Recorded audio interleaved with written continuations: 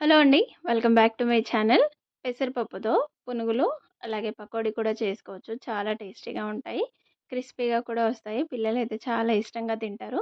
ముందుగా ఒక కప్పు వరకి నేను పెసరపప్పు తీసుకున్నాను. ఒక 2 సార్లు కడిగేసుకొని, అందులో మళ్ళీ నిండుగా వాటర్ వేసి ఒక 2, 3 గంటలు నానబెట్టుకోవాలి. అంత టైం లేదు అన్నప్పుడు కనీసం ఒక గంట అయినా నానబెట్టుకోవాలండి.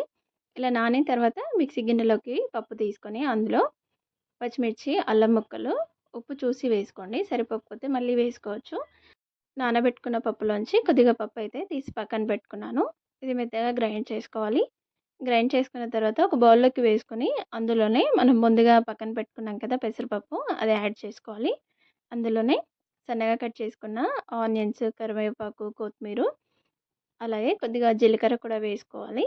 ఇవన్నీ వేసేసి అంతా కలిసేలాగా ఇలా కలిపేసుకోవాలి. ఇలా పప్పు కొద్దిగా పైనుంచి వేయడం వల్ల క్రిస్పీగా ఉంటుంది. తినేటప్పుడు బావుంటాయి. ఆయిల్ హీట్ ఎక్కిన తర్వాత ఇలా చిన్న చిన్న పునుగుల్లాగా వేసుకోవాలి. ఇలా మీడియం ఫ్లేమ్‌లో పెట్టి వేసుకొని కొద్దిగా కలర్ చేంజ్ అయ్యేంత వరకు ఫ్రై చేసుకుంటే సరిపోతుందండి. మీడియం ఫ్లేమ్‌లో పెట్టి ఫ్రై చేసుకోవాలి. చూడండి ఇలా వేగిపోయిన తర్వాత మనం తీసేసి పక్కన పెట్టేసుకోవాలి. అయితే పకోడీ కోసం అందులోనే అదే పిండిలో మనం ఆనియన్స్ పొడవుగా కట్ చేసి వేసుకోవాలి. అలాగే పచ్చిమిర్చి కూడా కట్ చేసి వేసుకుంటే బావుంటుంది. అయితే పునుగులు నేను పిల్లల కోసమని చేశాను. పకోడీ మనం కొంచెం స్పైసీగా తింటాం కాబట్టి పకోడీ చేశాను. చాలా క్రిస్పీగా ఉంటాయండి. టేస్ట్ కూడా చాలా బావుంటుంది. మీకు వర్షాలు పడుతున్నాయి కాబట్టి ఈవినింగ్ టైంలో ఇలా చేసుకొని తింటే చాలా బావుంటుంది. పిల్లలు కూడా ఇష్టంగా తింటారు.